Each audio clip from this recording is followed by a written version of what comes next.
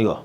నమస్తే తెలంగాణ ఉద్యోగాల ఊస్టాట 20% మంది ఎంప్లాయీస్కు ఉద్వాసన మీ సేవలు చాలు అంటూ వివరణలు కాస్ట్ కటింగ్ పేరుతో ఉద్యమ జర్నలిస్టులపైనే వేటు కొత్తగా వచ్చిన బీటీ బ్యాచ్ సేఫ్ విడివిడిగా పిలిచి చెప్తున్న మేనేజ్మెంట్ ముందస్తు నోటీసు లేకుండా చర్యలు ఆందోళనలో జిల్లా డెస్క్ జర్నలిస్టులు సోషల్ మీడియాలో ఇష్యూ వైరల్ రాష్ట్రం సిద్ధిస్తే తాము అందులో భాగస్వామ్యం అయ్యామని సంబరపడ్డారు కేసీఆర్ గెలిస్తే తామే గెలిచేంత సంతోషించారు అయితే అధికారం చేజారిన నెలలోపడే యాజమాన్యం తీసుకున్న ఊహించని నిర్ణయంతో దిక్కుతోచని స్థితిలో పడిపోయారు అవును తెలంగాణ ఉద్యోగంలో నమస్తే తెలంగాణ వేదికగా తమ వంతు పాత్ర పోషించిన పాత్రికేయుల పరిస్థితి నేడు అగమ్య గోచరంగా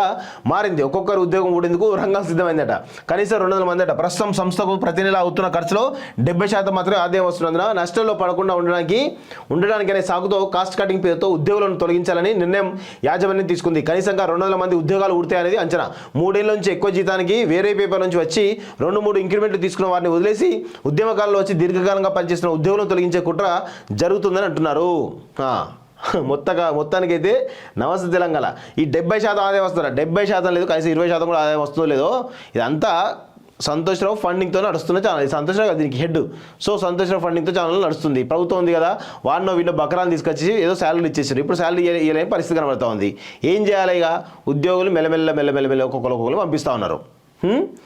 కరోనా సమయంలో 3 ఏళ్ల కిందట నమస్తే సహా వివిధ మీడియా సంస్థలు కాస్ట్ కటింగ్ పేరుతో సిబ్బందిని తొలగించాయి వందలాది మంది రోడ్డున పడ్డారు ఇప్పుడు ప్రభుత్వం మారిపోవడంతో ఇంకొంతమంది జాబులు పోతున్నాయి ఈ పరిణామాన్ని మీడియా అకాడమీ మాజీ చైర్మన్ నమస్తే పూర్వ ఎడిటర్ అల్లనాని దృష్టికి తీసుకెళ్లాలనుకుంటున్నారు ఎలాంటి నోటీసులు ఇవ్వకుండా సడన్గా తొలగించాలని యాజమాన్యం తీసుకున్న నిర్ణయాన్ని ఉపసంహరించుకునేలా చొరవ తీసుకోవాలని ఆయనను కోరున్నారట ఏం లేదండి అంత వాళ్ళ దగ్గర డబ్బులు ఉన్నాయి కానీ పెట్టరు బలుపు అహంకారం ఇవన్నీ ఉంటాయి కదా అందులో అదే ఉంటుంది ఇంకా వేరే ఏముండదు వాస్తవంగా